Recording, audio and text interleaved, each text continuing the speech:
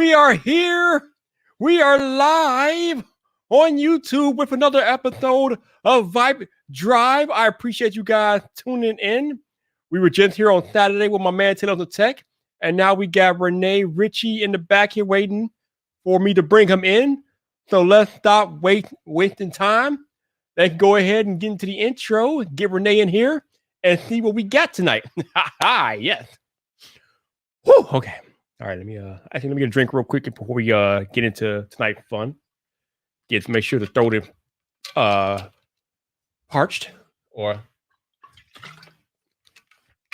not parched. It's more like it. All right, here we go. Whew.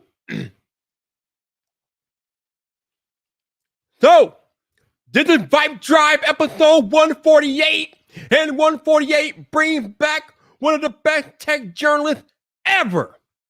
He's here. He's live. Let's go to work.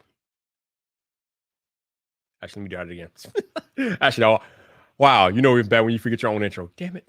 All right, let's try this again. False start on Viper. All right, let me do this again. All right. So, this is VypDrive episode 148. And it brings back one of the greatest tech journalists to ever live. He's here. He's live. He's on VypDrive, which starts now. What's up, people? This your boy Viper, the man about tech. And welcome back to another episode of VypDrive. This is the podcast about tech, hosted by the man about tech. And tonight, we are welcoming back the greatest Apple journalist alive. Welcome. Let's bring in my man, the legendary Rene Ritchie. What's up, Rene? How you doing, baby? Yeah, Viper madness. Yeah, what a rush. Oh, Rene coming in hot, man. I don't know what's going on, man. How you been, man? How you been? Good, man. Good. I've been missing these shows. I'm so happy they're back. Yeah, man. I've been busy the last few months, but we are back in the building, a podcast back live. So awesome. Before we go into all the tech, so I got a very special message for you. I saw what you posted on Twitter the other day about people making fun of you or talking crazy about you being in your thumbnails and this like that. And I know you know this, but I'll just tell you anyway. Humans are trash. Some humans are, I should say some humans are trash. Let's just get it out. When some humans are absolute trash, they have nothing else better to do than to come online and ridicule people that actually take the risk of putting themselves out there in the public, like me, like you, like everybody else. And it's garbage. But you know that you have the analytics. You know that probably how your thumbnails can see better with you in a thumbnail, or whether you're not in a thumbnail. You know the numbers. So the numbers don't lie. No matter what the trash human beings say to you or about you, you got the data right there in front of your face to make the best decision for you and your channel, man. You are doing an amazing job. I've told you this before. You are absolutely crushing it on YouTube. So you keep crushing it. Don't worry about the trash humans and just do your thing, man. Do your thing. No, thank you. I appreciate that. You know, like usually I have a really thick skin because you get all the comments like talk slower, talk faster, wear a hat, don't wear a hat, jump, don't jump. Like it's impossible for a human being to digest. But you also never know what's going on in other people's lives. And sometimes we all have a good day, we all have a bad day. And every once in a while, it's just like, that's the one more thing that you couldn't take. And I usually don't post that stuff, but I don't know if other people are going through the same thing. Like maybe other people are getting dunked on for being in their thought. And I figure like, you know, if I can share what I'm going through, then nobody has to feel alone either. You know, none of us have to feel alone. And I dislike, there's this culture that just wants to see like, I don't know, lash out at creators. It's like, you should not have a coffee shop that says coffee on it. You should have no sign if you want to be noble about it. Like, if you want to be authentic, no sign on your coffee shop. You should not be on Main Street. You should be behind that deserted factory where nobody could find you because only the true fans will drink your coffee. And like, nah, man, you can't do that to creators. Leave them alone. Yeah, but you know, some creators don't make it easy anyway. I mean, we just had the incident with Addison Rae. For those of y'all who are not aware, she's a very famous TikToker who was going to have a gig with the UFC. We're doing some promotion for them. But she posted on her Twitter that she studied a whole 3 months to get this journalism gig with the UFC. And that just rubbed all types of people the wrong way. I mean, I've talked about on these podcasts before about how the real journalists scoff at us creators because of our notoriety and things like that. Then you have an actual creator going out there and just rubbing salt in the wound of the journalists. And we're not happy about that. And I think she tweeted something about her people getting her fired after the backlash of the tweet. But yeah, man, we just got to be careful with creators about what she wasn't even hired. Like she was just doing one interview from the guy from her hometown, and then she's like out of here. But she got all this publicity. It's a genius move. Yeah. I mean, it's business 101 from the UFC standard, right? From their side of things. You're having a big night of fights. You want to get that hype. You want to get that publicity. So you go out and get a big name TikToker, big name creator to publicize and promote your fights or whatever. I mean, I don't know why people still get mad at this stuff. This stuff has been happening since the dawn of time.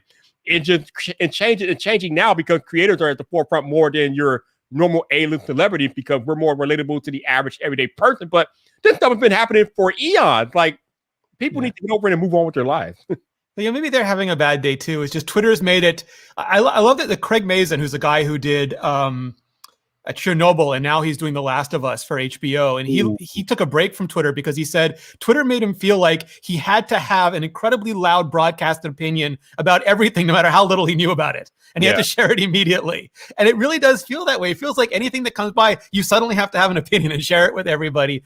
And it can be really like, it can be great, but it can also not be great. And not everyone can moderate the difference. Yeah. Twitter can be good. It can be bad. I love Twitter, but I know I have seen some of the trash on Twitter as well, and it can be crazy. But let's get into some tech real quick. So let's start off with one of the more recent videos that you've done. You did a video comparing the Intel Mac versus M1 Mac. So here's my question. Obviously, the M1 Macs are out there. We got the performance benchmark. We got all the information. But ironically, Rene, both me and you right now are still on a Intel Mac. We are both using right at this very moment that this podcast is being recorded. We are both on our 16-inch MacBook Pro from 2019. So my question to you, Rene, I think I asked Taylor to text this on Saturday too, but my question to you is, if you have an Intel Mac, is it absolutely necessary to rush out and go get an M1 Mac today? No, I mean, like, it really depends on what you're doing with it. I have this story I like to give, and that's when Apple announced the 12-inch MacBook. And I had a bunch of my tech journalist friends just showing these pictures of themselves with handfuls of dongles. And I just wanted to take their hands and lead them over to the other shelf that had the MacBook Pro and a ton of ports for them and say, like not every computer is for you. When Apple first started, they made so few products. You could feel like every product was for you, but now they segment it. They have product lines, and they can be products for other people. That's fine. And I think the M1 Mac, I got them for my godkids for when they went back to school because they hadn't had computers and they were learning from home and they were doing in school days, and they have wonderful battery life, and that's all they need. And to have a computer that lasts that long, it was miraculous for them. But I'm using a Canon AVHC codec. XF AVC codec, and that's still in Rosetta on an M1 Mac, and it takes a long time to render. And I'm using this computer, and I want the big screen, and I want, like, right now I have 3 USB-C ports plugged in to talk to you, and I don't have to have a dock to do that. And I have 32 gigabytes of RAM, and I have 4 terabytes of SSD, so I have a ton of Final Cut projects that I don't have to offload yet. And I can keep them all live, and the right tool for the right job. If they revolutionize the hammer, but I still need a screwdriver, I love that they revolutionized the hammer, but I got to wait for them to revolutionize the screwdriver too. Definitely. It's so funny because when the M1 Macs were first announced and things like that, I never felt the need to rush out and get one. I'm like, my 16-inch Intel MacBook Pro does everything I need to do. Plus, like you were kind of why can I not talk today? Like you were kind of alluding to, I kind of figured that there will be some growing pains with the M1 MacBooks. I know our friend Jason from Pathleon Tech talked about how the audio drivers that he needs aren't necessarily supported with the M1 Mac yet. That's like your everyday workflow. If the M1 Macs don't support your everyday workflow, what the hell are you gonna do with it? Like, there's no point. Why? So I just wait. There'll be a better one for you. In like a year, there'll be a way better one for you. Absolutely. So I completely understand you're using the Intel 16-inch MacBook Pro. Again, that's what I'm using, but you've used the M1 MacBook and then you went back to the Intel. Yes. So that should tell you everything you need to know right there. Rene actually had the M1 MacBooks and he's still choosing to use the Intel MacBook. So there you go. I still have it. That's the Mac I put Monterey on to test with. But I really want an M1X MacBook Pro because this thing, the fans are on all the time. I open the lid and it sounds like a Shield helicarrier, and it's great in winter because I don't need a blanket. It's so hot. Like it's at max TDP all the time. And the M1 Mac is like, it's going to freeze in the Canadian winter. I know that, but I still want it. So like, I'm just going to wait. Speaking of that, I was funny because I was just watching one of your recent videos and you did like a special intro, and I did not know that our good friend Rene Ritchie could drop bars. Why didn't you tell me you were a rapper, bro? Well, I didn't know you could rap. What's up with this? So two things. One is that was an homage to the Bare Naked Ladies, which I think was the Bare Naked Ladies homage to Public Enemy, which is my favorite group of all time. Like I could listen to Chuck D 24 hours a day, all day, every day, just because the man can use language like very few people in the world could use language. But yeah, I just like it made sense to me to do like that Tim Cook. It's been 1 year since I introduced them, and then go through that. It was a perfect fit song, so I figured Bare Naked Lady fans could appreciate it. Rene out here dropping bars, y'all. He dropping bars. I love it. I love it. I love it. It's a well-known dirty secret in the industry that whenever I had to do sound checks for any event, I always did Public Enemy or Eric B. and Rakim or Ice Cube or something. And I would get really weird looks from the sound people, but I did not care. Yeah, that's right. Live your truth, baby. Live your truth. So we know that Apple has slated that they're going to take 2 years to complete the transition to M1 Max. There are still computers out there in the Mac lineup that have not been transitioned yet, mainly the iMac Pro and the Mac Pro. Do we think, Rene, that Apple will be able to complete the transition on time, or do you think we'll be delayed, or how do you see that going? I think in the normal course of events, they would have smoked the transition. They would have been done early, the way they were done with the PowerPC to Intel transition. I think it's harder to tell because obviously the pandemic has an impact on just the timeline for everything. And also, while Apple's not constrained by leading edge, like bleeding edge nodes, like they just bought all of TSMC's 5 nanometer that they could, basically all of it. They have high availability for A14 and M1 chips and conceivably A15 and M2 chips as much as they want. Other components are on those trailing edge nodes, which aren't like 5 nanometer, they're like 90 plus nanometer. And if you have a component for some, tertiary adjunct doodad in the back of the MacBook and you're waiting on that, that's super annoying. Yeah. So it's hard to tell, when those are going to ship, but I think they want to get them out as soon as possible. Yeah, with the pandemic messing up everything, it's kind of hard to tell how the timetables are lining up for Apple products and things like that. Like you said, they pretty much have the Taiwanese semiconductor company. They pretty much have them under their wrap, but the other components, like you said, we don't know when they're going to be coming or be available for Apple to mass produce and all that good stuff. So I guess we'll find out. They may meet it, they may not. I guess we'll find out real quick. Yeah, I'm assuming Sonny Dixon is watching us on an M1X iMac Pro right now, so he can tell us what it's like. Yeah, we have legendary Apple insider Sonny Dixon here in the chat here on VypDrive, and he said the Mac Pro coming next year. So there you go. All right. Yeah. So we'll be on the lookout for that. So let's talk about side loading on iOS, because you made a video about this recently. I made a video about this recently. I am of the mindset that I kind of don't want Apple to allow it because I feel like it could potentially cause security issues with iOS. What are your thoughts on the potential Apple potentially allowing or maybe not allowing side loading? Where do you stand? Yeah, so I have my opinions on this. I try to have strong opinions that are loosely held, and I never want to just set my mind and then never change it. So I listen to all the information coming out, but the way that I'm looking at it now, I've historically really not minded side loading. Like, just give me Gatekeeper, let me install other apps. But when you talk to people, the stuff they want to install, it's not that easy. It's like we can put VPN apps in China, but China's blocking the servers. The app's not going to make a difference. Or I can sideload my emulators. Like, yeah, but then you're going to copyright infringe ROMs, and that's not a legitimate reason for it. You want it. I want lots of things too, but it's not like an urgent case for it. And then even with the sideloading, Epic is still suing Android, saying that's not enough. Right. Even with sideloading, it's not enough. It's too. And now we're seeing the government go after Google, a whole bunch of attorney generals going after Google, saying, Apple says they're closed. We're not worried about them. You say you're open, but you warn people about sideloading. And Google's like, yeah, because it's dangerous. And all that has to be considered. And so where it comes down for me is do you believe that you should have on-platform choice or between-platform choice? So should I be able to use iOS or Android and then choose to sideload or not sideload on each platform? Or should I be able to choose iOS, which has no sideloading, or Android that has sideloading? Because the minute it exists, it's going to be exploited. Like, it's going to be your school or your company. Like, Viper will go to work and the company will like, hey, we got a new app and you got to sideload it because we don't want to bother with enterprise certificates, or your school will say you're taking these exams, you're going to sideload the babysitter software, or people will see like, you're going to have to you want Fortnite, you're going to have to sideload it. So it does create a lot of incentives for that. And I think people do have a right to choose a console. Like you're doing these awesome videos on Xbox these days. Xbox is not a gaming PC. You can choose an Xbox or you can choose a gaming PC, but does the government have the right to say no, an Xbox has to be just another gaming PC? Do a bunch of angry developers have the right to say no? Yeah, you've got to let me run, I don't know, Microsoft Office on the Xbox or something? I don't think so. I think we should have both options on the market. Yeah, I'm of the mindset that, like you said, if you want to sideload, then you can go to Android. I mean, there doesn't have to be sideloading on iOS. Like, you have options. It's not like you don't have the option to sideload. You just don't have the option to sideload on iOS. But if you want to sideload, Android is right there for you. Here's the funny thing about Epic. I'm glad you mentioned Epic because that kind of alludes to this little anecdote I got going on here.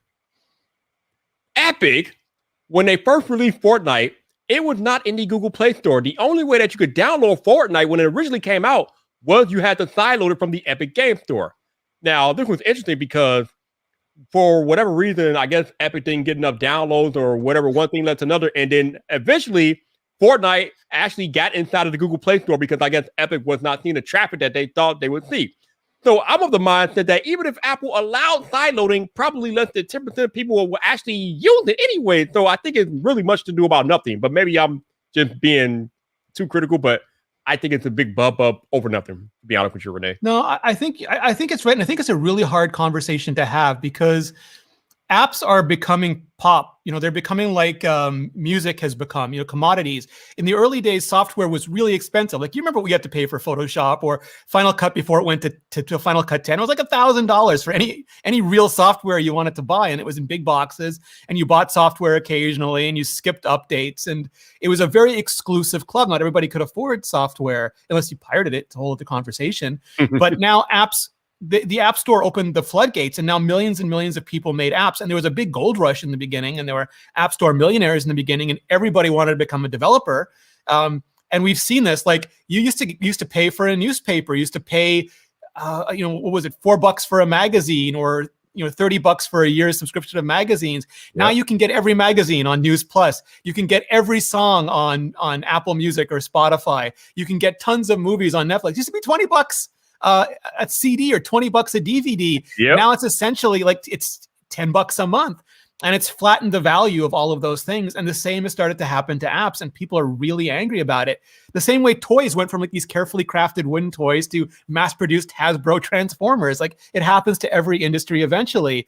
Now we're doing it in YouTube. Like, we're making videos that used to take whole production companies to make not too long ago, totally commoditized video. And it's really hard for people to see their livelihood go from very scarce and very valuable to commodity and not very individually valuable. And very few people win. It's like, there's not a lot of Taylor Swifts. There is not a lot of like Marvel Cinematic Universes, not a lot of MKBHDs. And that makes everybody else sometimes really hella angry. And it's easy to blame the store. But I think the tougher conversation is the same one we have as creators. How do you survive when there's an abundance of whatever it is that you do? Yeah, I think it's one of those things where, especially if you're running a business, you just have to figure out your target audience, or all you have to figure out your target audience. You have to figure out what is it that you're good at, and can you expound upon and get better at that, or what are your weaknesses, and can you do something to strengthen those as far as making your business better? We as creators, if we're not getting the views on YouTube, then we have to go and dig through our analytics to figure out what's happening. What are some things that we are doing that we could improve on? What are the things that the audience likes us for, and can we make more of that? So it's all about making data-driven decisions. And my man El Jefe, who's in the chat, always says, if you have the data, you can make the data-driven decision that will propel your business forward. So just use the data and go from there. But it is a little crazy with everything that's going on and how how markets have pretty much shifted because of the digital age that we're in. It's kind of nutty. Yeah, I'm not saying there's things like Apple could do things. I think some of them would just be like placebos. They'd make people feel better. But the same way like Spotify can do things and Netflix can do things, but there's nothing really Spotify can do to make you Taylor Swift. No. You have to have there's like YouTube can make a lot of changes for us, like A/B testing of thumbnails and better surfacing of return versus new viewers. There's a whole bunch of data I'd love to have, but it's not going to make me MKBHD. Like I have realistic understandings of what the platform can help me with and what I need to do myself.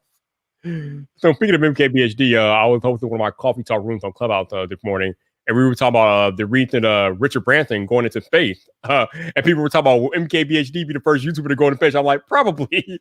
Rene, do you have any aspirations of going into space, sir? But Marquez would be like, I've been in space for 2 weeks now. I'm going to share with you some of my thoughts. Yes, he would. Never say never. I think it would be fun. Some of those Vomit Comet rides look super fun too, or your anti-gravity for a little while. Ticket prices have to come all the way down before I can afford it. Yeah, or I'm going to be like, maybe hitchhiking on one of Elon's rides. Definitely. Yo, shout out to the 34 of you all who are watching the podcast live tonight on YouTube. I appreciate you guys tuning in to another episode of VypDrive. If you would like to support the podcast monetarily, you do have the option to super chat. Not required at all, but anything that you're willing to contribute, as always, greatly appreciated. I just love the fact that you guys are here for another episode. So thank you for hanging out. Shout out to those of y'all who are listening on audio only this week. Thank you for listening to another episode of VypDrive with me and my man, Rene Ritchie. If you want to go check out his content on YouTube, his info will be in the show notes. So definitely check him out. He is legit. If you would like to support the podcast, there should be a Buy Me a Coffee link in the show notes. Not required, but anything that you're willing to contribute, greatly appreciated. If you happen to be listening on Apple Podcasts or any of your podcast outlets, please consider leaving a rating or review as it helps more people discover the show, help more people find out about VypDrive. So if you have a moment to do that, please leave that rating and review. And once again, thank you for listening to another episode of VypDrive. Rene, the Apple ecosystem. We as reviewers and tech people, we always ballyhoo, we go gaga over the Apple ecosystem. I always like to say that the Apple ecosystem is undefeated because there's not another company out there that has anything remotely close.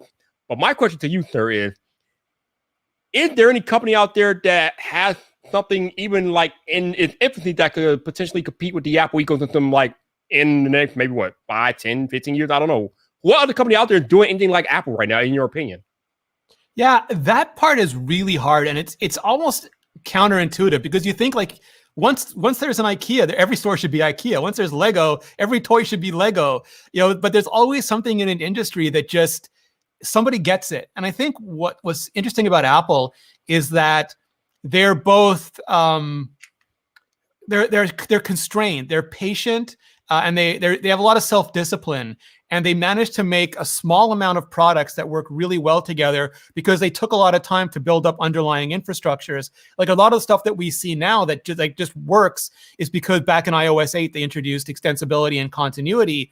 And those just looked like a few features back then, but they were really a framework to decompose apps into different binaries, like take apart the binaries away. Like we used to be websites, and then Google Maps made web services. And ever since then, you can access like Twitter clients, and you can embed APIs. You can do all these wonderful things on the web. And that's what extensibility let you do with apps. And now we have app fragments. We have all these different things that we can use. And continuity let them not just sync data, but actually pass state along between different devices, so you can copy on one and paste on the other. And Google's done a lot of those things, but it's a modular ecosystem. They only really control the software stack. And they even have a bizarre relationship with the Pixel team inside Google. It doesn't work the way that the iOS and the iPhone team works together. Well, they do. It's like for a while they were like, no, it's not right that we talk to the Pixel team more than we talk to other vendors.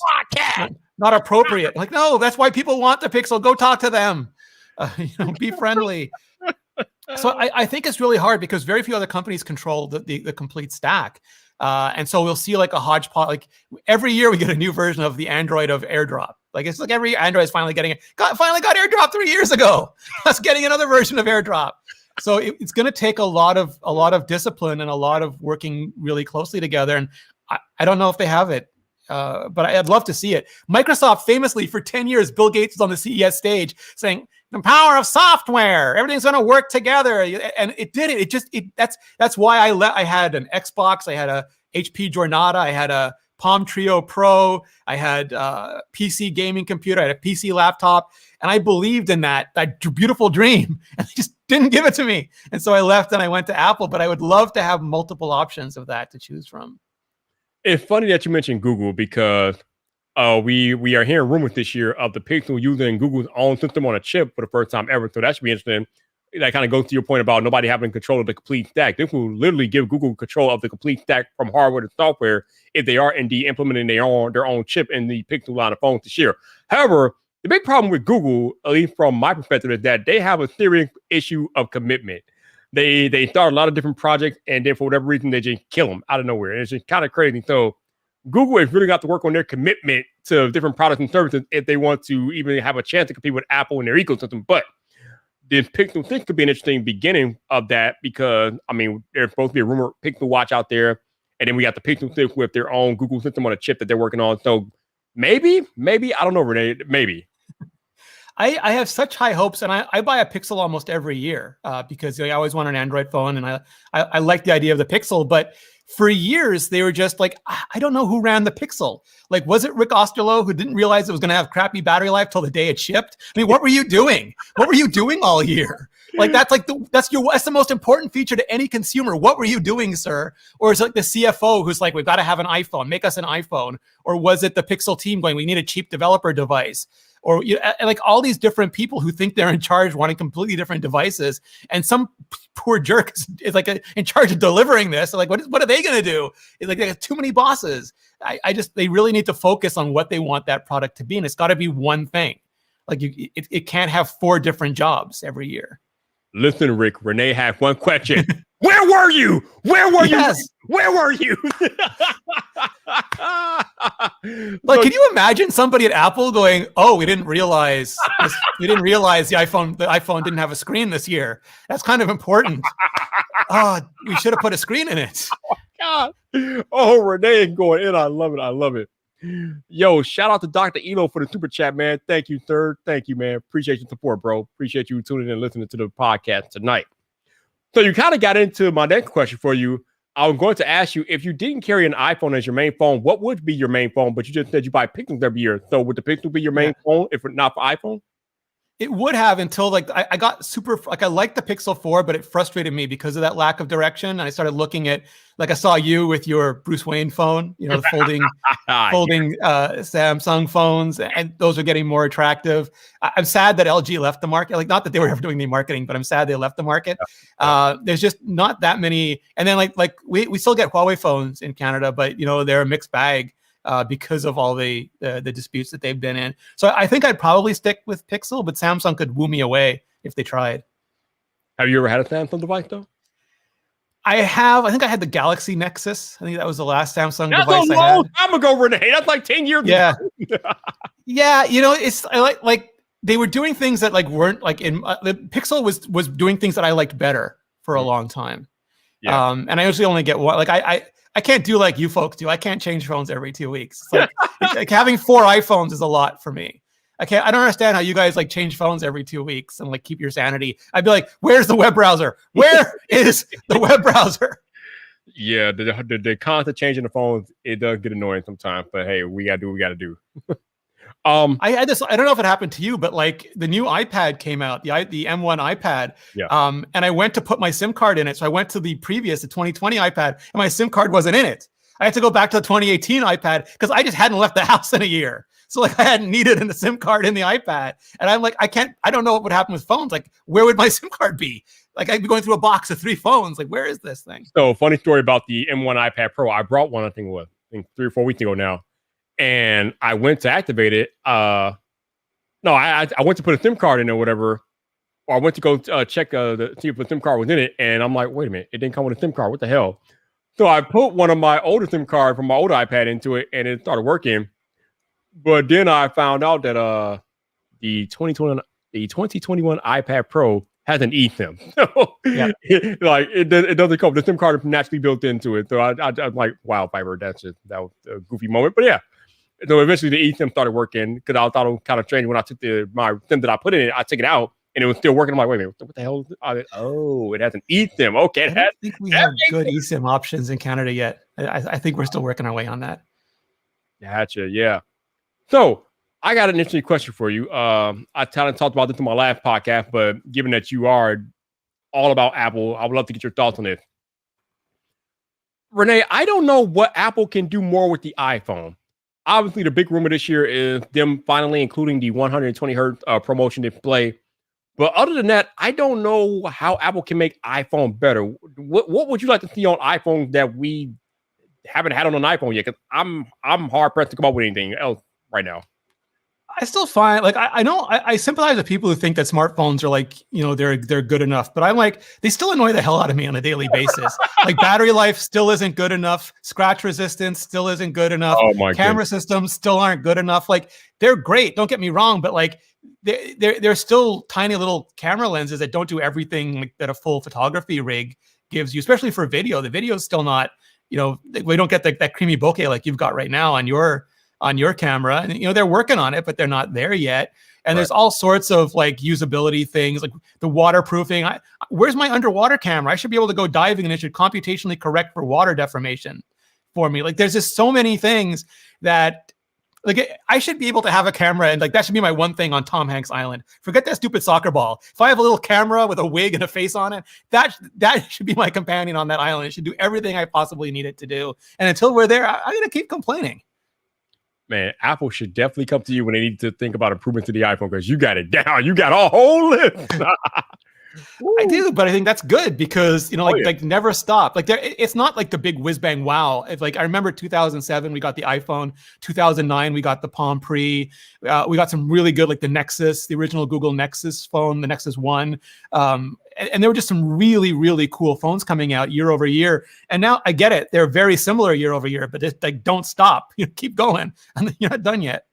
I will say though, the one thing that I think is half past time for Apple to include on iPhones are dual biometric points of entry.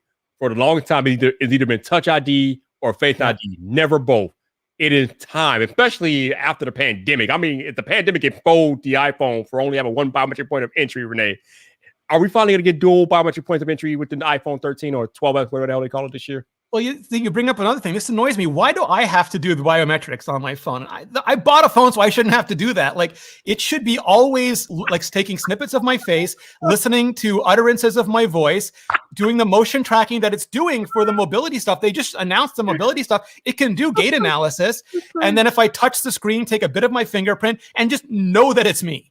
And then if you get really confused, like if you're really confused, I'm in an odd place doing something, then challenge me. Say, sorry, we've lost track of who you are. You're going to have to touch ID or do a full face scan, or my voice is my password or something. But otherwise, leave me alone. Just like know that it's me and be open for me to use it, right? Like I shouldn't have to do any of this. This is your job. So get better. My man said his iPhone should be a 24/7 Walmart. I love it. Yeah, like, Where's my Amazon? Like Jeff Bezos tried to make a Fire phone. He was so obsessed with parallax scrolling, he didn't make a shopping phone. Amazon had one job: make a shopping phone. They see they're not good enough yet. Yeah, definitely. Wow. I mean, but you bring up an interesting point though about the iPhone always being contextually aware of who's using it. Yeah. I mean, theoretically, there should be no reason why. I mean, the technology is out there for them to do that today. They should be able to do it with the technology that's out there today, but maybe something's missing. I don't know, but they're working on it. It's just like it's just a threshold of trust, and there's too much firing right now for them to handle in a battery efficient way. Yeah. But that'll come, and then like we won't have to worry about it anymore. Be like, I know your Viper, like it's open, it's cool. Go ahead, order your Starbucks, we're ready. Yeah, probably the biggest limitation on that would be battery life, definitely. Yeah. And the cost, because all those sensors, they like every time you add, that's like spend Tim Cook's money is all of our favorite jobs. But you know, like they when you look at a price of the phone, then you figure, well, it's got Touch ID or Face ID. I put both in. Is it like $50 more? You know, what is that price point at that point? And what point does it become unbearable for people? Yeah, definitely. So I got to talk to you about the big Apple controversy of 2021 so far. iPad. So let's talk about this real quick because I'm curious to get your thoughts. So iPad Pro 2021 came out about a month and a half or a month or so before WWDC. Apple introduces 2 terabyte storage options, 8 GB and 16 GB of RAM options for the iPad. So all of us tech people were like, all right, 2 terabytes of storage, 16 GB of RAM. Clearly, Apple has other purposes for this iPad that we just don't know about yet. WWDC is around the corner. Let's see what happens at WWDC. So WWDC comes and goes, and we're looking at the keynote, and we're watching Craig Federighi announce these things. They're like, what? That's nothing. What is this? What? iPadOS is doing nothing. Where's our Final Cut Pro? Where's our macOS like iPad feature? What is going on? There's nothing here to suggest there's nothing that's going to use the power of the iPad. Nothing. So now people are talking about how I think we've come to the realization that Apple just wants the iPad to be an iPad. They're not going to put macOS on the iPad or anything like that. I think you've talked about this a lot. Steve Jobs, I'm pretty sure he was quoted back in the day as saying that he does not care if a product cannibalizes another product as long as Apple is the one doing the cannibalizing. Yep. So obviously, unfortunately, Steve Jobs passed away in 2011. Tim Cook has been CEO for 10 years. Rene, the iPad is at a place right now where it can literally be the do-all device. I mean, it is for a large segment of people, but it could do even more than what it's capable of right now. Do you believe that Tim Cook and the higher-ups over there are maybe they're afraid of cannibalizing sales if they make the iPad too OP? I mean, what is holding the iPad back? I don't think. So it's hard because people get so emotional about this kind of stuff. But like, if we go back to Steve Jobs, his goal was to relentlessly democratize computing technology. He made the Apple II so that people could have computers on their desktops at home and wouldn't have to go to big mainframes. And then he made the Macintosh so that people could use graphical interfaces and wouldn't have to learn, to code all the time just to use their computers. And then he made the iPad. And for him, he said that was the most important device he ever made because it was a computer that people from the age of 5 to 95 could use. It was direct manipulation. And he did not want it to be a Mac because there already was a Mac. But even the Mac wasn't accessible, approachable for enough people, even really smart people, doctors and lawyers and architects and all sorts of people. They did not care about computers. It's like, I just need to do my job. I don't care about all your stupid computer nonsense. I don't care about your file systems. I don't care about your program. None of that. That's a very tech Twitter, tech YouTuber point of view. Yeah. And we all love to think we're the majority opinion. We're a tiny minority. We're why the iPhone mini is not selling. Yeah. We all want the iPhone mini, but the normal humans are like, give me a bigger screen, please, and thank you. Exactly. So there is a contingent of nerds who really want the iPad to be their new Mac, but they already have the Mac. Nerds already have the Mac, they have Windows, they have Android, they have all the different Unix flavors. Mainstream computing people really only have iOS and Chrome OS. And because we think the hardware is hot, we want to take their iOS away. Just give us that too. And I'm not religiously opposed to it. If Apple wants to do a dual boot system eventually, or do virtualization so you can run Mac OS on it, because you're a grown apps adult and you just want to do that, I think that's fine. But I don't think we should do anything that makes the iPad into a Mac, because go yell and say make the Mac better. If you really just want a Mac, I'd say give me a touchscreen Mac. Go yell about the Mac. Leave the iPad to the 80% of the rest of humanity. And it's just I have this issue with modern tech culture because the speed to rage is so fast. You'll get articles of Apple has 12 gigabytes of RAM, but they'll only let you use 6 gigabytes. And please go to developer.apple.com before you write that article and just look at how memory management is handled on an iPad, and then still write your article, but at least include the iPad has no swap. There's no concept of swap on the iPad. On the Mac, when you're under memory pressure, it just pages out to the disk, and then it swaps those pages back and forth. So you can have a ton of apps running at the same time. The iPad doesn't do that. Everything is live in memory. That's why it's so fast. It's because everything is instant.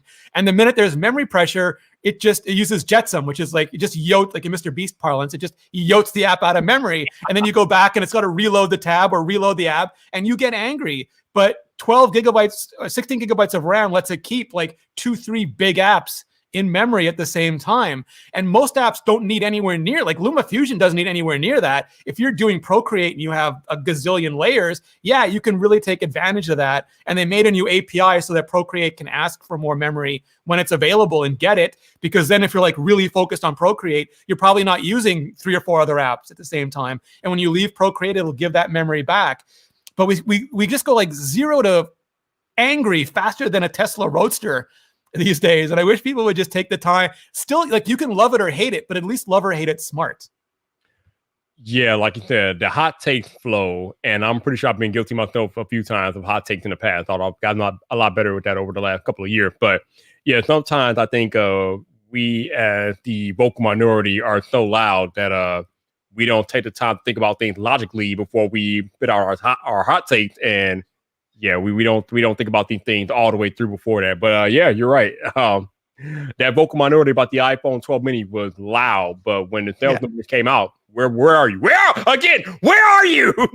Seriously, but you saw that on Twitter, right? It's like we would get these tweets saying, I want a small iPhone, and I know all of my friends would buy it. Why is Apple not making us a small iPhone? And like my response was, well, previously they had a small and cheap iPhone, and that's a pretty big market. Now they have a cheap iPhone. That doesn't leave a lot of market for a small iPhone. And turns out, you got to go where the customers are. Yeah, again, it's all about having the data and analyzing the data to make data-driven decisions. We might get an iPhone 13 mini this year or a 12S mini, but we're probably not getting one past this year because the data, the numbers don't support it. So why would Apple keep making a product that's not selling? They're not going to do that. So it is what it is. And if it sold well, we'd see a ton of Android mini phones this year. We didn't. No matter how loud the vocal minority is, if the numbers don't support the inclusion of an iPhone 12 mini in the lineup, it's not going to be in the lineup. I mean, it literally makes no business sense. So that's how that goes. Well, Sunny's saying the mini would be amazing if it was $99. And Apple, they made, instead of like the original iPhone SE, it was the cheapest iPhone and the smallest iPhone. So you got both those customers.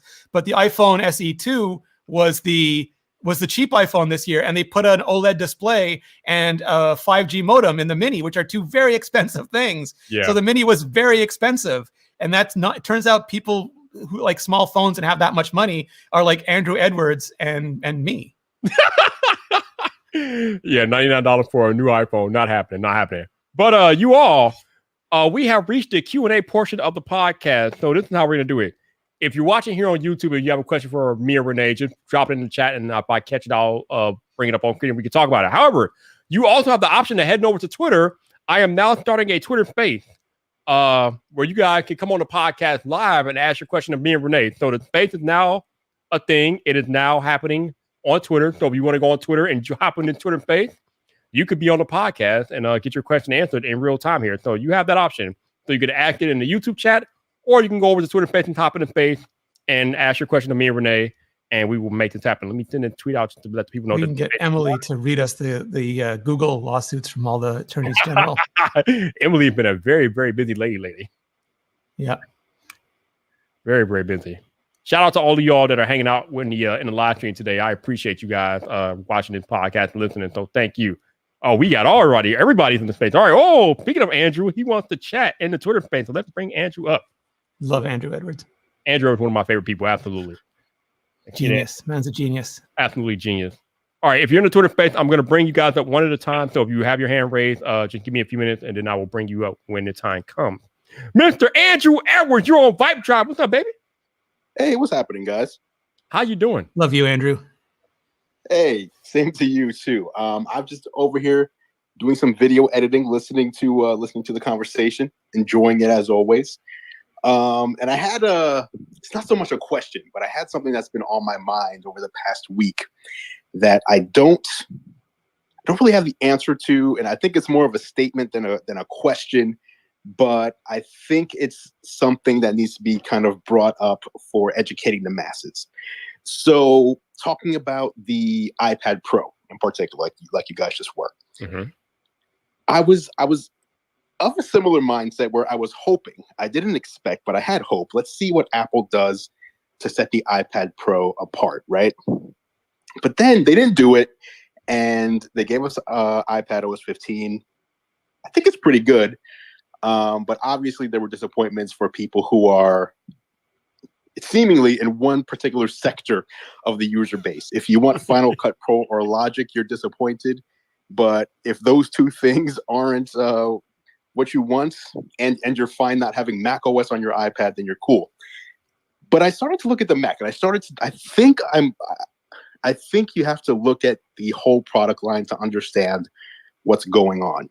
When you look at the Mac, I think we would all agree, when you look at a MacBook Air, you compare it to a Mac Pro, two totally different sides of the equation. Those are two totally different use cases, right? One is the pro machine, one is the entry-level machine. Right. They both run something called Mac OS. They run the exact same operating system. So if the $1,000 computer and the $50,000 computer run the same operating system, why are we expecting the $700 computer and the $1,100 computer to have two totally different experiences? Because internet, Andrew. I think Apple did mishandle expectations, though. That whole scene of Tim Cook being Mission Impossible and going to steal the M1. When he's the boss, he just says, "Put the M1 in." And they're like, "Yes, sir. How fast, sir?" He doesn't have to sneak in and do that. But I think that's, I think that misset expectations, because people had mentally associated M1 with the Mac, and to them that was a sign that he was putting the Mac into the iPad. I think maybe they could have handled that messaging just to not set expectations that way. That, I mean, yes, although that was a comedy spot and less of a message. Yeah. But I'm when people say the iPad is going to be just an iPad, I feel like that also isn't exactly capturing what's happening. What you can do with an iPad Pro versus what you can do with an iPad Mini, which both run the same operating system, you can do way more with one than the other. You can do way more with an iPad today than you could 2 years ago before the Magic Keyboard was available. You can do more today more easily, or once iPad OS 15 ships, with the much more easier to use multitasking than the one that currently ships, which is scary to use because you don't know what gesture you're going to accidentally do to lose your place or bring something up and not know how to put it away. So I just think I think Apple has a well thought out plan for the iPad that they have not communicated. And the more I think about this and the more I try to compare the iPad to other products in their product line, I feel like it becomes clearer, but there's still more questions on my side than answers. But I'm not as offended by not having the iPad Pro be on a totally different software plane than the rest of the iPads in the lineup. Yeah. And there were people at Apple who thought that iOS 6 was the furthest that they should go, who kept, like, they didn't allow them to ship AirDrop for like 2 years, saying it was too complicated. And then Craig took over and he's like, "I'm way nerdier. I'm going to ship all this stuff." And he's been like ratcheting up their nerdiness every year. So it's remember the Files app. It's interesting to see that dynamic. Yeah. For so long. Forever. Yeah. And they had, sorry. I was saying, to your point, Andrew, Apple never put out any messaging about the iPad getting pro-level apps or Mac OS. I mean, even though Tim Cook came down from the ceiling and put the M1 chip into the iPad, right. like you said, it was comedy. There was never any intended messaging on Apple's part. I think a tech nerd got excited of the potential possibility, but as I was talking to Rene earlier, we always, as tech reviewers, we teach people, you buy the tech for what it does today, not for what you think it might do tomorrow. And even we, as tech media, we kind of failed at that with the iPad Pro this year because we had all these expectations for WWDC, and then when we got let down, we want to be mad, but we should have known better, literally. I agree. I got 2 more points, and I'll let someone else take over. Number one, first point, the iPad Pro seems to be the only device in the history of technology where people are mad that it's too powerful. I never hear this. My MacBook Pro is too powerful. I never hear that. My Mac Pro has too much power. My iPhone is too powerful. I never hear this. Only on the iPad Pro. My Apple Watch is OP. Right. And secondly, Viper. Do you know Chris Lawley? Yes. You should have him on. Chris if anybody out there thinks that the iPad does not do pro level work and have pro level apps, just talk to Chris. This man will educate you and show you apps on the iPad that will absolutely dumbfound you unless you are in the industry that they're meant for. That's it. That's it for me. Great show as always. Appreciate you, man. Look at Jonathan Morrison editing. Editing on LumaFusion without any Final Cut Pro worries at all. Yeah, I've actually had Chris Lawley on the podcast before, but I will probably have to bring him back just so we can talk bring about him back. That would awesome. be good. Yo, Andrew, I appreciate you, sir. Thank you. Hang out, man. I might have to bring you back if we got time. I'll stay. I'll stick around. Oh, yeah, stick around, man. Appreciate you. All right, we're going to bring up my man, New York Ranger fan here. So let me bring him up. All right, what are we doing? Let me go back over there. All right, boom, got it. All right. So somebody in the YouTube chat was asking about requesting desktop mode in iOS 15. And my response is going to be the same as Renee's. It should be like the little 3-button dot thingy where you should be able to request it, but I haven't really looked at it lately. But if I find out before the end of the podcast, I will definitely respond and get back to you. Hamburger button, the next generation. Definitely. Yo, Mr. Ranger fan, what's up, man? You're on VypDrive. What's going on, guys? It's Jonathan here. Just wanted to jump in and really just thank you for an awesome show as always. And Rene, it's always good to thank you, man. On and with the you've seen me follow you guys for quite some time, and I definitely just wanted to hit upon that point you made in the beginning about by referring to that comment you posted. That was very courageous of you, and like put yourself out there is what you guys do is unbelievable, and just keep doing you, because both you guys and Andrew, you as well, like what you guys do for us as tech fans, like growing the community and growing our passion is unbelievable. So nothing specific, but I just wanted to make sure that I got on and told you that I'm 100% behind all you guys. No doubt, man. If I was as ridiculously good looking as Andrew or Viper, I wouldn't have to worry about anything. Rene. Yo, Jonathan, man, I appreciate you, sir. Thank you, man. Appreciate the love, bro. Always, bro. No doubt. So anybody else in the Twitter space, if you guys want to come up and ask a question, let me know, or me or Rene, and I will gladly bring you guys up here. If you're watching on YouTube, if you have a question, just drop a chat and I will get it and we will highlight it.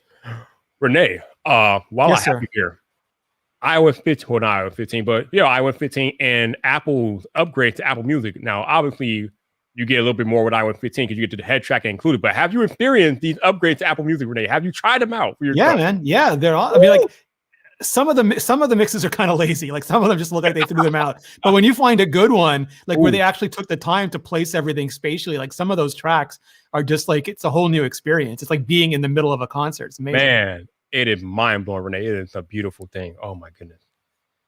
I have a question for you, Viper, if you got a second. Absolutely. What's up? So you recently announced, much to my personal pleasure, that you were like, you still have Captain of Team Apple in your repertoire. You still break them out all the time. But Man About Tech has made a resurgence. And I was just wondering, how's that going? How are you feeling about it? Are you having fun? It's a slow burn. But I'm good. I mean, you are amazing because you have solely covered Apple for 10 years. And I don't even know how you do it because I tried it for 18 months, and I mean, I've had moderate success, but nothing major with it. But before I started to cover only Apple, I was covering all of the tech, and I enjoy covering it and talking about all the tech because I am the man about tech. I like all the tech, even though I prefer using Apple products. I have like four or five Androids around the house somewhere. I like using other things that are not Apple. I just like using different technology, period. So now that I get to go back to covering all of the tech, I'm definitely excited about it. It won't be as friendly to the YouTube algorithm, but it is what it is. The YouTube algorithm never did me no favors, so I don't really care. But it's cool. I'm looking forward to it, definitely. Yeah, it's funny because when I first got hired by Dieter Bohn, when he was running Mobile Nations before he went to The Verge, and I'm just like, "Are you sure?" Because it's one phone in one country on one network. There's not going to be anything to write every day. And he's like, "Yes, there will be." And thank goodness he was right, because some 10 years later, I just do it out of habit. Like I spent 10 years doing it, so it's what I know. So it's it's like if you've covered baseball for years, you can do that, and you don't really worry about hockey or golf or anything else. It's like you've been chopping wood for so long, you just know how to chop wood. So let me ask you then. Obviously, like I said, you've been covering Apple for a decade, but I know I think you were heavy into Microsoft before then. But right now, today, if you had to cover something else entirely, not Apple, what would you cover? Oh, I don't know. I would probably do. To be honest with you, I am super jealous that Georgia Dow gets to do all these Marvel videos. I am so unbelievably jealous. I couldn't do the therapy stuff that she does, but I would love to find some way to talk about like TV and movies and stuff. I'd probably do something like in that area, because that stuff is just endlessly entertaining to me. Absolutely. All right, we have a question incoming from Michael, but before we get to Michael, let me thank Jonathan for the super chat, man. Appreciate you, Jonathan. Thank you for coming on the podcast, and thank you for the support, sir. Thank you. Appreciate you. What would you do, Vype, if you couldn't do technology? What would you do? Oh, this is a good question. I mean, well, I'm starting Starbucks. Oh yeah. Oh my God. Well, I've started doing some video game stuff, so maybe video games or sports. I'm a big sports person, so maybe sports too. Nice. But Michael Pepper, you're on VypDrive. What's up, bro? How you doing? Good. So I have a couple questions for Rene. One, if he could sit down with either Steve Jobs, obviously, he would have to be reincarnate, or Tim Cook, to have a meeting and just discuss whatever he wanted, which would he choose and why? Ooh. So this is where I'm a complete jerk in answering this, because I've gotten to talk to Tim several times and I've never gotten to really talk to Steve. I only saw him in passing once. So just because I've never had a chance to do it, I would love to be able to talk to Steve, knowing full well he might 3 seconds in just call me a bozo and walk away.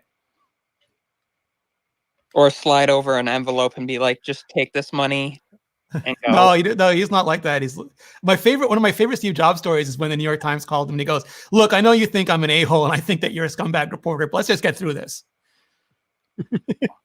My other question is, if you were to be acquired to head a program or department at Apple for a product or service that doesn't currently exist, what would you choose and why? Ooh, Michael had a hard question, man. Yeah, so I actually can't answer this. Because there's I'm not going to comment on this. I have certain ideas, and I don't want to put them in jeopardy by discussing them.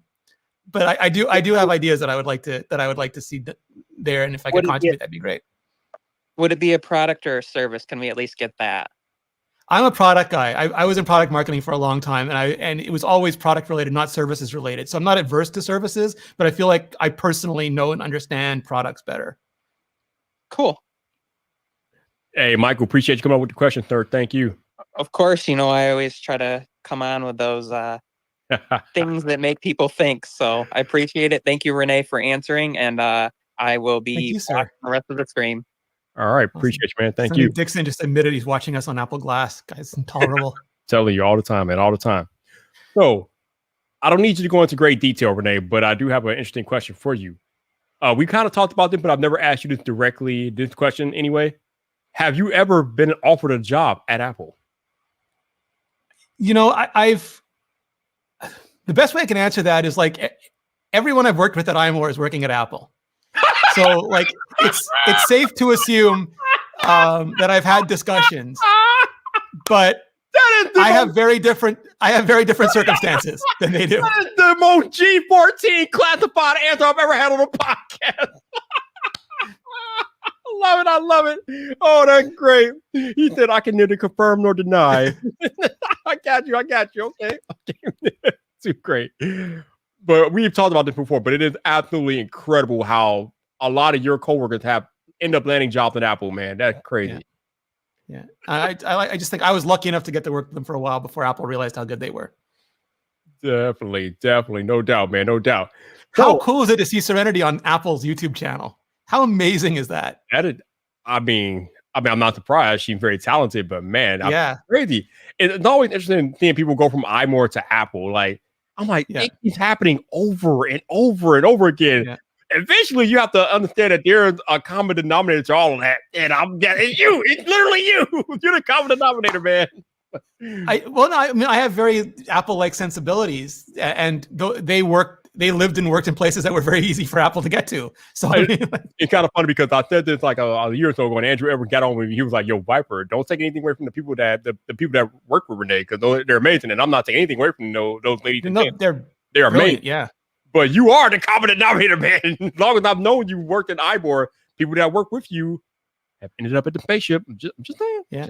That well, I mean, Apple went through a period like they hired most of Macworld staff. They hired a lot of iMore staff. They were really staffing up, and those were people that they knew understood Apple. I think that's what made them really attractive. And I was just lucky enough to, like I said, to have worked with them for a little while first.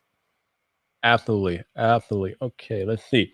All right, I don't see any questions in the YouTube chat. If anybody on Twitter Spaces wants to come up and ask a question, now's your chance, man. You got Rene Ritchie up here. So, hey, if you got that question, let me know. Can we talk about the buffoonery that is Apple not allowing Game Pass to be native on the App Store?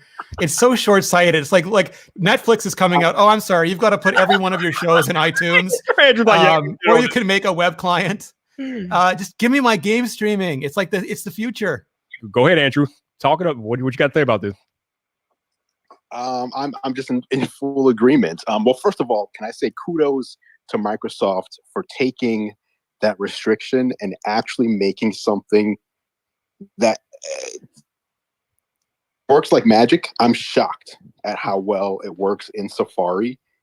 I'm shocked. It shouldn't work. It should not work as good as it does, and yet it does. But imagine what it could be if it was just a native app. I don't get. This is one of these draconian. Everyone says I defend everything Apple does. This is something I can't defend. It's a draconian rule. It doesn't make sense.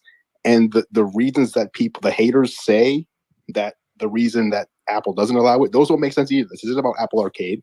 That's not a streaming service. It's a rule that they implemented so long ago that it seems like you're just like, well, that's the rule. We can't allow it because that's the rule. But you made the rule. You made the rule. Yeah. It's like if my kid says if their bedtime is 8 p.m. and they're like, can I go to bed at 9? I'm like, no, well, the rule's 8. I can't do it. Yes, I can. I made the rule. You can change. They have Spotify even though they have Apple Music, and they have Netflix even though they have Apple TV. Nobody cares about Apple Arcade to that extent. It's just like you said, we made a rule. We made a rule, and we're not going to change it. Please change it. Remember when they said they were putting out the methodology for developers to challenge rules more easily? Yes. If this isn't a rule that can be if this isn't something that they can look at and say, you know what, maybe it's time to update this, I don't know what is. So for me, like one of the things I always used to say about the difference, like if you're complaining about the App Store, just go to Google Play and show me an app that Apple doesn't allow that's changing the world. Because the App Store has Instagram, it has Uber, it has DoorDash, like it has all of these apps that are so important to us every day. And I couldn't find anything that you could do on Google Play that you couldn't do on the App Store. And now congratulations, there's Game Pass and Stadia. Thanks. Oh, by the way, speaking of alternate app stores, correct me if I'm wrong, but I heard, I forget where, Apple apps on Android don't pay the 30% tax. They only pay what Google requires. So like if Google demands it, they'll pay it, but they're not going to give them the money. That's very, very interesting. It's just very interesting. Google only cares about game. Like Google really seems to only care about taking 30% of games. That seems to be their whole thing, which is why they have beef with Epic. They'll let everything else slide, but you gotta pay your gaming dues. Listen, Spotify, you're gonna pay us our 30%, but when we put Apple Music on Google Play, we're cool not paying it. Oh God! I don't think Spotify is too. I think they're allowed alternate payments as well. I think it's really just games that Google insists on in-app 30% payments for. Sure. I just find it funny that a company that is so against alternate payments is cool using alternate payments elsewhere. Yep. That's all I'm saying. Letter of the law, not the spirit. The hypocrisy. See, us Apple lovers can also be critical when they're wrong. Yeah. It's like I said, I just want you to hate Apple. Like if you hate Apple, please just hate them smart. Don't have like some dumbass reason to hate them. Hate them for like really good reasons. Yeah, I made a video, I think, defending Apple not putting Game Pass on iOS. However, what I can't defend, like you guys, is Apple having a different set of rules for different apps. There's some apps they charge 15%, and some apps they charge 30%, and different things. They don't evenly distribute their rules across the entire app store, and that's where I have a problem, because it's going to lead to conflict. Why? What are you doing? It's crazy. Let me devil's advocate that for a second, because like one of the biggest problems I have with the whole Epic Apple lawsuit is the analysis, because like almost all the media outlets treat them like they're not businesses. It's like if you have a big customer, you give them better deals. That's just how business works. Like if Amazon says we want a better deal, you're like, you're Amazon. Of course you want a better deal. Like Apple's like, we want a better deal from our suppliers. All these companies like, oh my God, Amazon asked for a better deal. Like, yes, McDonald's gets a better deal. I mean, Staples gets a better deal. Like any big company gets a better. That the amount of people who don't understand that, like in Epic too. I think Epic hired terrible lawyers and has a bad strategy, but they're a company. They should be trying to get every penny that they can get. That's business. I'm not like, of course, mad at them. And the workflow for Apple to say we treat every company the same, all the workflow has to do at step one is, okay, we're putting everybody into this workflow. Step one, are you a big company? If yes, you go this way. If no, you go that way. Then everybody still was treated the same. They got through step one. So yeah, if you're a big business with leverage, you're going to use that leverage however you can. Yeah. Apple just shouldn't say we treat everybody equally. I think that's a bad move on their part because it's so easy to prove that they don't. And it makes them seem disingenuous when they say it. It should just be like, we treat everyone according to their ability to hurt us. It's basically what we do. That's one way of putting it. Absolutely. So again, if you're on Twitter facing and you have a question for me or Rene, feel free to raise your hand, request to speak, and I will gladly bring you up. If you're on YouTube and you have a question, just put it in the chat and we will. Here we go. We got a question for Steve. All right. What's up, Steve? Steve, here's the question for both. What do you think of the current trend of discovering features on iOS, watchOS, or iPadOS that are in accessibility menu, such as mouse support, haptic feedback, etc.? You know, to be honest, Steve, I haven't really looked too much into it, but I know Apple is one of the better companies that adding accessibility features to make their product more accessible to people that don't have the full accessibility that normal folks have. So Apple is pretty good. Rene, what are your thoughts? Yeah, so I'm not sure what the question is. I know that, like, friend of the show, Steve Aquino, who does a lot of accessibility journalism, gets really upset when people says that these features are hidden, because he's like, they're not hidden. They're accessibility features. They're in the accessibility menu. Stop being like a jerk to accessibility communities. And I feel that really deeply. It's just, these are features that are designed to make the iPhone useful to people who have low or no vision, low or no hearing, low or no tactility, and they're really, really good features for them. And oftentimes, like, smart inverse colors becomes dark mode and cursor support becomes full-on cursor functionality. So it's an incredibly creative group at Apple, a really, really good team, and it ends up benefiting a lot of people. So I'm happy that Apple keeps putting so much emphasis on accessibility. Absolutely. I mean, a big company as Apple is, I mean, they should definitely be leading by example when it comes to accessibility and being as inclusive as possible with their products. And I think they do a pretty good job at that. So kudos to Apple. Well, we got Oscar in the Twitter space. Oscar, you're on VypDrive. What's up, bro? What's up, guys? How you doing? Doing good, man. How you doing? Good. I got a question for both of you, actually. Okay. With I feel like the last couple of years, like, everything's already been leaked and all that. What has been like that one thing that, I guess, not even just Apple, just that anyone has released that you guys were actually, like, surprised with, or, like, happy with, or shocked with, that maybe wasn't leaked, or it was leaked, but, like, you didn't believe the leak? Like, what's that one feature that you're like, okay, this is cool? All right, for me, this is easy. Somehow I must have completely missed it. I was told that it was actually, but I must have missed the leak completely. But when Apple came out on stage at WWDC last year and announced picture-in-picture for iOS, I was like, oh my God, oh my goodness. My inner child was dancing all over it just made my soul smile. It's the little things, man. I didn't know it was coming. I had no idea that was coming. So when they announced it, I was just over the moon. What would you say, Rene? When I saw that assistive touch for Apple Watch demo, where you're just clenching your fist or pinching and you're controlling the Apple Watch completely by that was like one of those magic moments, because like it hadn't leaked. Apple just put up that video and I watched it like 3-4 times going, no, what? No, what? I was like Jake Peralta on Brooklyn Nine-Nine. No, what? And it was just, it looked like magic. That is pretty cool. Andrew, Viper, you know your answer. You know your answer is supposed to be Game Pass versus what you thought it is versus what it is. Wait, what about Game Pass? I'm confused. Game Pass, what you thought about it 6 months ago? Oh, what is it? 8 months ago versus what you thought about it today. You had a totally different outlook versus now. I think genuinely, I think it surprised you. I think it surprised you what it turned out to be. I didn't know all those months ago that Microsoft would move so aggressively to make the service better. Like, kudos to them, because what they've done from then until now with Game Pass has been nothing short of incredible. I'll be damned. You got a PlayStation game coming out on Game Pass day one. What?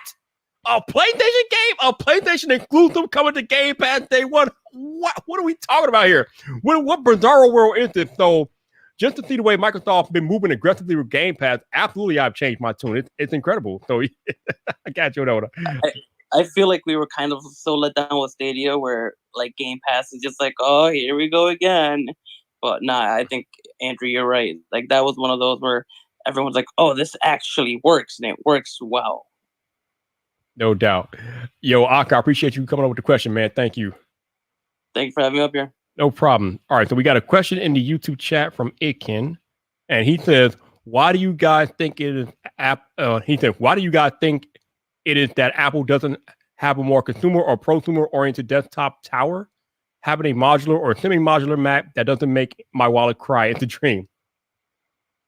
Yeah, Mac Pro Mini, the X Mac, the mythical X Mac who've been wanting for 10 years. Yeah, I don't know. I think I guess Apple just figured if you want a smaller tower or whatever, get a Mac Mini and be done with it. I don't know. Yeah, they're not big on like I think like Tim Cook has a pivot table somewhere that says cost of making it, money that I will make from doing it. And then if it doesn't like vastly, if they don't think enough people are going to buy it, because again, this is like the iPhone Mini. Everyone on Twitter wants it, but that's not enough people to buy it. And they're already doing that with like the Lamborghini Mac Pros. I just think they don't probably think there's a big enough market for it. The Mac Pro, though, I was just thinking about this the other day. Mac Pro came out in 2019. We're now mid 2021. That whole thing about being modular and having the MPX modules, they released MPX modules on day one, and then they released a new like lower end video card MPX module, and then nothing. Yep. There has not been a new MPX module in about a year for a computer that came out in 2019, like for half of its lifetime. So they made this modular Mac with this new connector that there's no new products for. No, and they were supposed to release Xeon and Big Navi update for it. They just never came. And I don't know if Justin Long just pissed them off so much they decided not to release it or what happened. But that the longer it takes, the less likely that is to happen now. Definitely. So we got a question in the YouTube chat from Toad. He says, "What's your favorite M1 Mac?"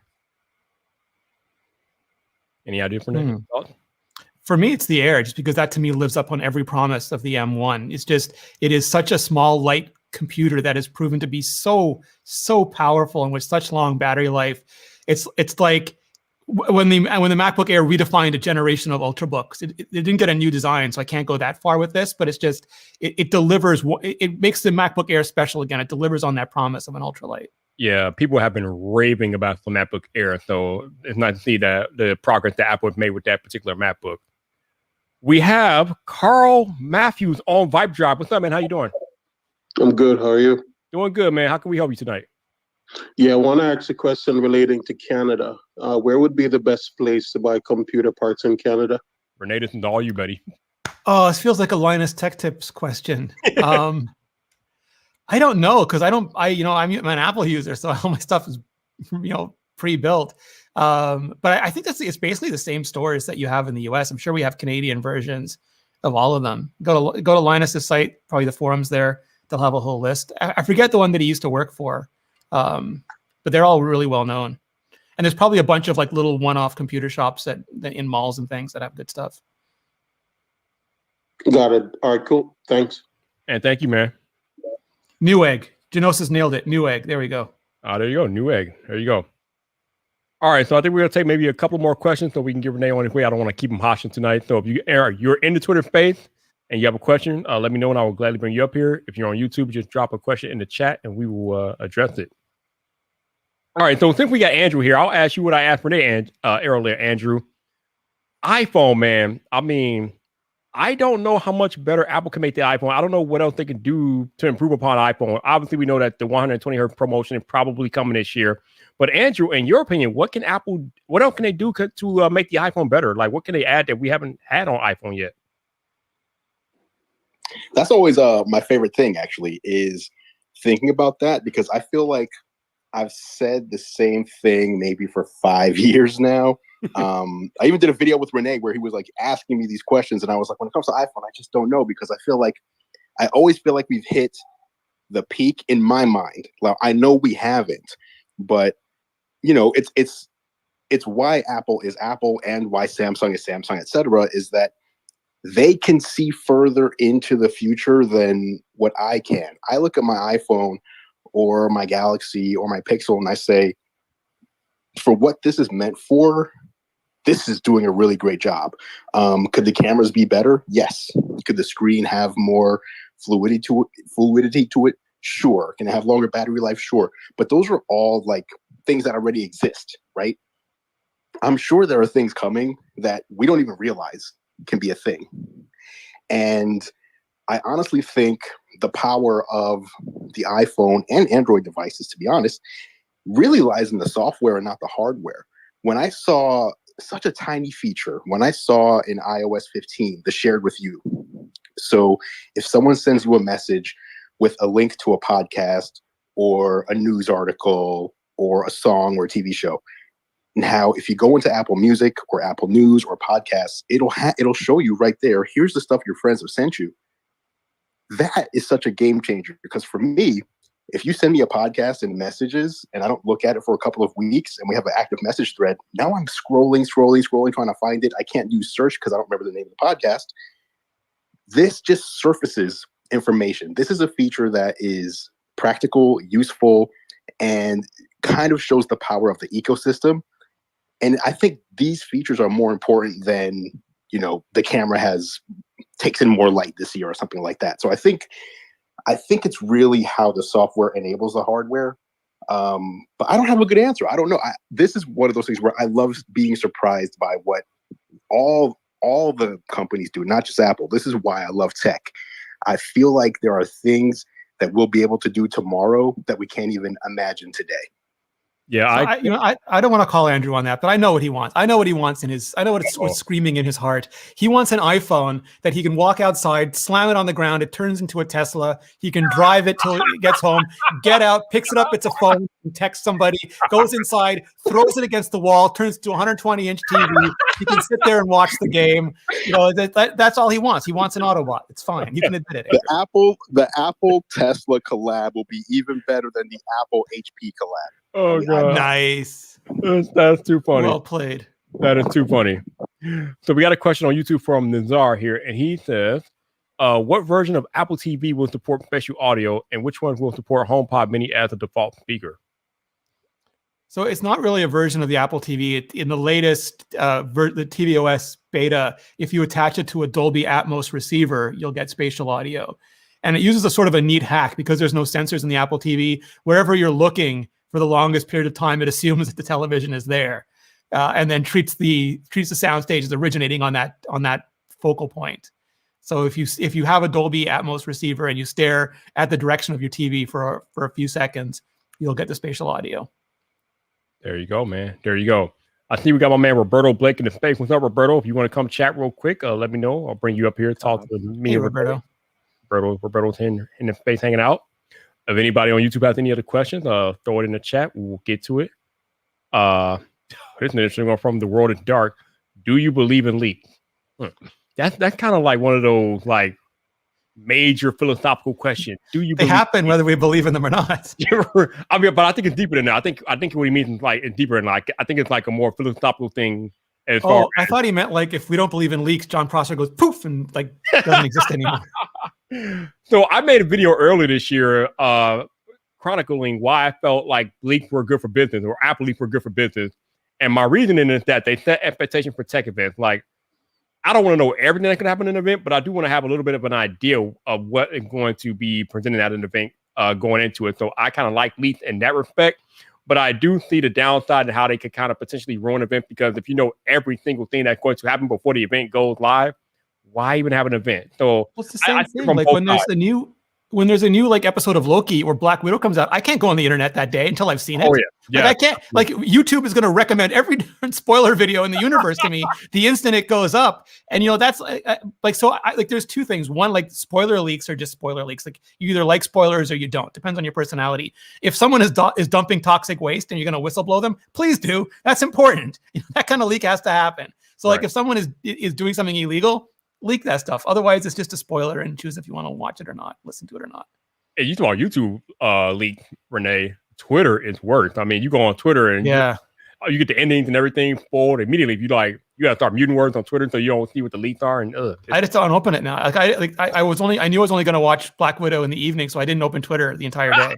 I couldn't because it was going to be spoiled. Actually, since nobody else had any questions, let's talk about that real quick. So how many times did you watch Black Widow so far? I watched it once. Twice. I watched it twice. I watched it 1.5, I guess. But yeah. Oh my God, Rene. Oh, damn, amazing movie. So good. Yeah. So good. Yeah. So good. Wow. I mean, I would have paid $50 for that on Disney Plus. It was amazing. Yeah. Yeah. And I love that she was a producer on it, and it really shows through like the character interactions, the sisterhood, the family dynamics. It really isn't something we saw represented in movies even 5 years ago. And it was just so refreshing to see those sorts of relationships. I think I like it because it was a different type of Marvel movie. It wasn't the typical supervillain come to blow up the world, Avenger, go save the world, blah, blah, blah. It was kind of more along the lines of like a James Bond type flick. And I'm all about James Bond. So seeing that whole dynamic play out. What's up? I saw a video this morning, Zack Snyder cut of the Civil War airport fight. I don't know if you saw it, but basically they cut every joke out, and then anytime an action scene happens, it goes super slow, and like these war chants start happening. Like Vision floats through Giant Man. It's like do do do, and it's like 1 frame a second. It's amazing. Oh man, yeah. I you liking Loki? You know what? I've been watching it. Are you caught up with all of it? Yeah, I'm waiting for the last episode is Wednesday, right? Yep. Yeah, I can't wait. You know what? It's a slow burn. It's a different type of show from what we've gotten so far on Disney Plus, but I love the execution of the story. Yeah. Obviously, if you're paying attention, it's basically about loving yourself and coming to terms with the things that you have going on inside your heart and mind. And the way they have kind of executed that story have been nothing short of amazing. But I can definitely understand why a lot of people don't like it. It kind of didn't do nothing for me for the first 3 episodes, but then as things started coming into focus and I could see what kind of story they were trying to tell with it, I got a little bit more interested in it. But it's definitely not for everybody. It's definitely not the typical Marvel show. But I think depending on how the finale goes, I think it's going to end up being pretty good. Well, Falcon and the Winter Soldier was the most Marvel-y of shows because like WandaVision, the first 3 episodes, some people can't watch them and other people love them because they're an homage to their childhood. And this too, like the first 3 episodes are so different from the last 2 episodes. The last 2 episodes are much more Marvel-y action oriented. The first ones were really like psychological slow burners. This was really interesting. Yeah, it's crazy. It's crazy. But Loki, we're all trying to figure out who the big bad is. I'm not going to talk about it too much here because for those of you guys that don't know what's going on, but I think I talked about it on Twitter the other day. Although I think we have a pretty big idea of who the big Zack Snyder. Everyone knows it's Zack Snyder. Absolutely. So, last call in the Twitter space. Does anybody have any questions for me or Rene before we get out of here? This is your last call. Otherwise, I'm going to end the podcast and let Rene have his evening back. Appreciate him making time as always. Of course. I love this. No doubt. Oh. We are not going anywhere because Mr. Roberto Blake is incoming. All right. Get him in here. Nice. Oh, yeah. I can hear the Imperial March warming up already in the background. do. Go ahead, Roberto. What's up? You on VypDrive, baby? How you doing? The skills are no match for the I love it. What's up, gentlemen? What's up, man? It's good to talk to you, man. Yeah, you too, Rene. I cannot wait to have you on my show. Nice. Open invite. but yeah, no, I've been enjoying the chat and everything like that. Definitely agree with you on Loki. Black Widow, I have to watch it again because I made the mistake of like watching it when I was tired. So like I nodded off part of it. Not because of the movie, just because it just is what it is when you try to do that. All right, so interesting curveball question. There's this stuff cropping up right now about where there's like petitions by and starting with creators and influencers and the community's divided on this because privacy is such a touchy subject. But what do you guys think about this movement toward verified ID to have a social media account? Because and one of the big reasons you have to understand, it's not just the online trolling and toxicity that's been the issue prompting this movement, but largely it's also the fact that there's just so much scams and fraud and spam on top of all the toxicity.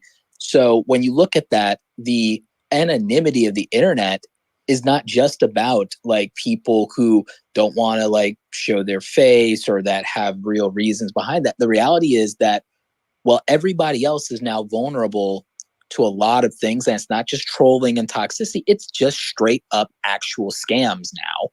Right. The rest of us, so what do you guys think of this? Because my issue is, I understand those people's concerns, and it's not to say that they should be exiled from the internet, but maybe they end up in a more limited use situation. But I feel that for the other 95% of people, fraud and scams and crypto scams and schemes and stuff like that, and all of this spam comments and stuff like that is a real problem. And I don't know that the 95% of us need to be vulnerable to that just so that the other 5% of people can feel more comfortable. I'll do this real quick. So here's my thought.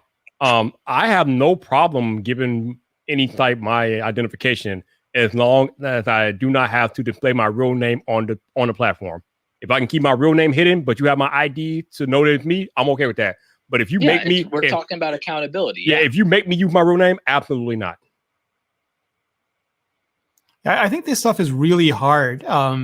And you talk to any big platform. I spent 30 minutes today deleting crypto spam comments. And I submit them to YouTube all the time. And I think Roberto and I probably know similar people that you can send the stuff to try to get it fixed. But they're so fast. We finally got rid of the porny avatar scams, and then we got the WhatsApp scams, and now we're getting, I forget, all the crypto coin scams, and it's hard. And Roberto did a really good video today about applied from me fake reply scam. Yes. Yeah. No. Yeah. A pinned comment from Roberto Blake is a username. It's horrible.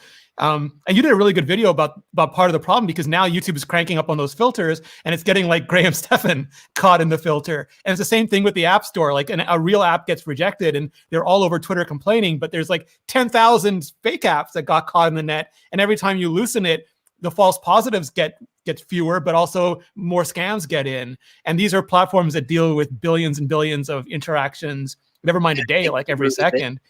I think the root of it is when the platform knows that you have to use a real ID, and that's tied to you, and whatever you do when you sign up, we know and we got you, and you can't make sock puppet accounts, you can't harass people, you can't keep making spam things. It's I'm in favor of this because it gives you a universal kind of method for permanently banning someone and holding them accountable if they misuse the power of the internet. It's not anti-free speech. And in fact, it enhances freedom because your rights end where somebody else's begin, and consumer protection is the purview of and responsibility not only of the platforms, but even the government, even though I'm not a big fan of them intervening in anything. I think that it's going to be one or the other at some point. At some point, when you're talking about the fact that it's fraud at a level that the SEC kind of wants to get involved when you're talking about crypto fraud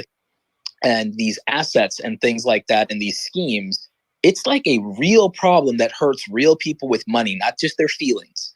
So if we're about when it gets to the point to where there's a problem that's stealing money from people versus, but I want to have a voice, the stealing money thing kind of takes precedent.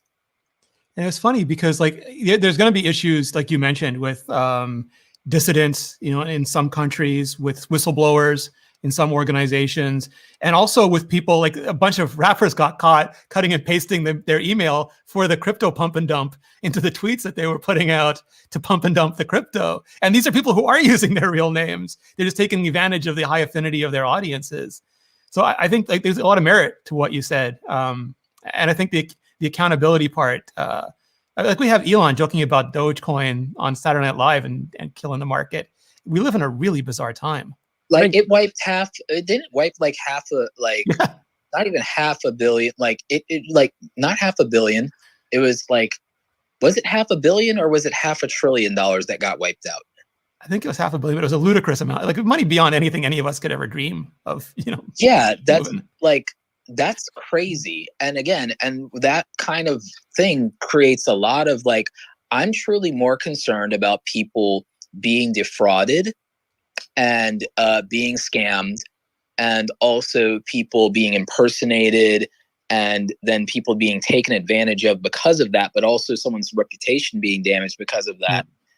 Because if you're afraid that if you're more afraid that your privacy is going to be compromised than somebody's bank account is going to be compromised, I mean, I think that just is the line there of like, well, your comfort can't come at the expense, quite literally the expense of somebody else's financial situation. At least that's my opinion on it. We got to be careful with that one, Roberto, because we've seen what happens when some people's privacy get compromised. It's not a pretty sight. No, it's not pretty. It's not dangerous. But I'm saying like then you have a recourse to some extent. It's not pretty, but we're talking about giving your private details to the social media platforms, which at this point is almost the same thing as the government or the banks having that information at this point. Mm-hmm. It's literally these platforms are bigger than certain countries. So I mean, if you already have to do that with any government that you're going to deal with, and you have to do that with any financial institution that you deal with, what's the difference? And the scale, like Instagram already requires your driver's license to verify you, but they all make it so hard to get verified. Like the bar is incredibly high on Twitter, on YouTube, on Instagram. Yeah, maybe that should be way lower. Yeah, I've seen horror stories about people that should be verified on Twitter, but for whatever reason they did not get verified. So it's crazy. And then today there's like 6 accounts that were made a week ago that are all verified with like no followers and no tweets. It's like, oh my goodness. I don't understand what they're doing.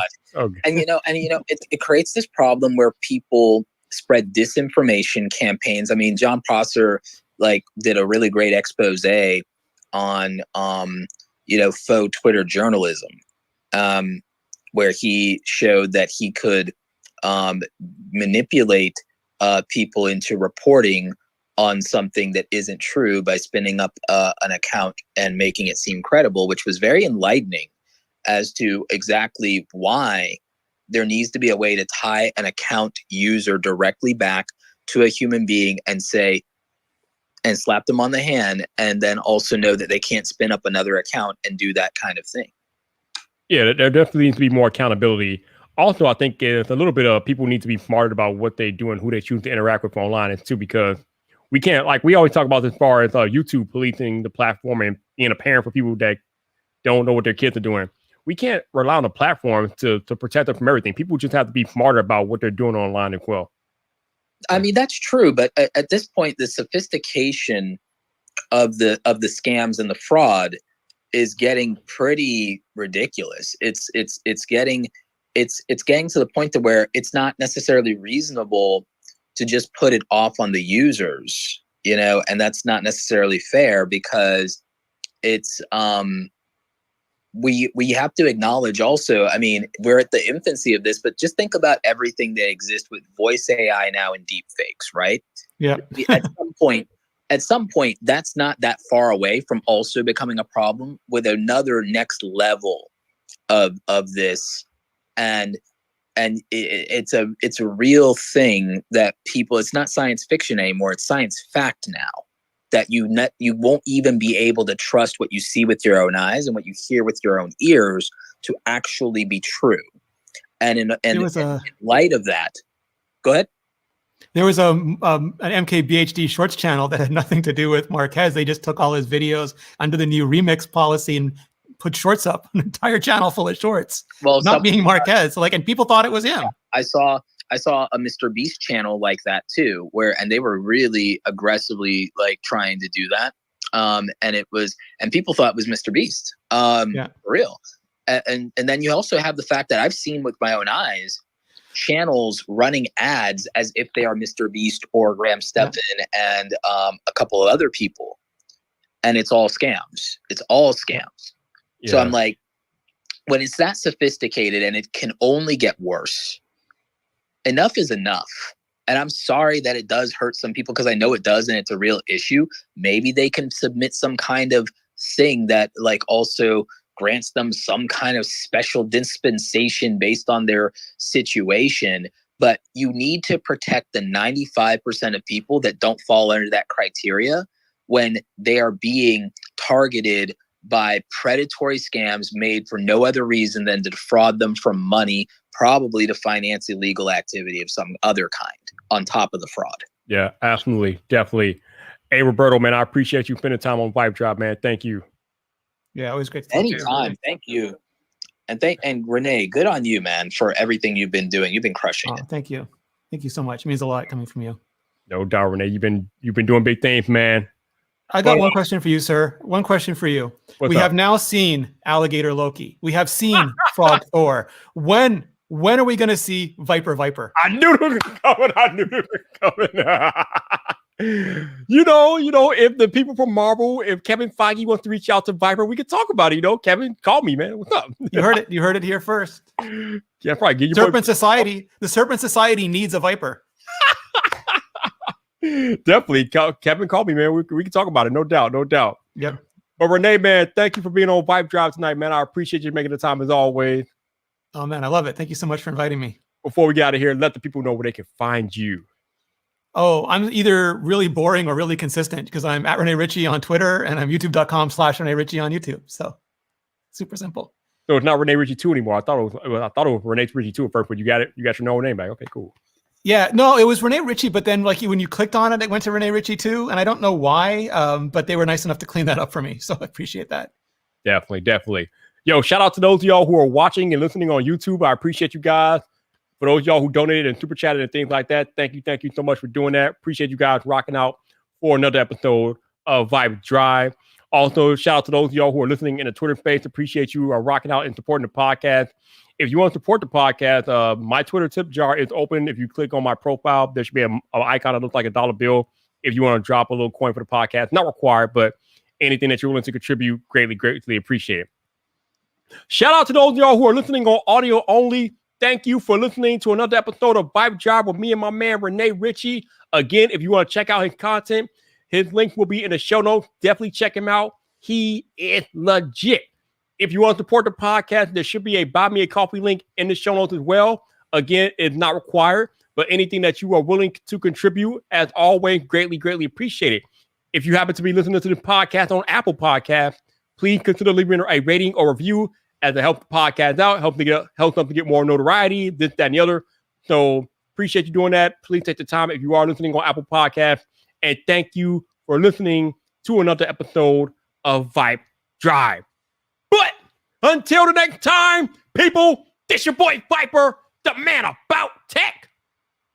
You know where to find me. So come back for more.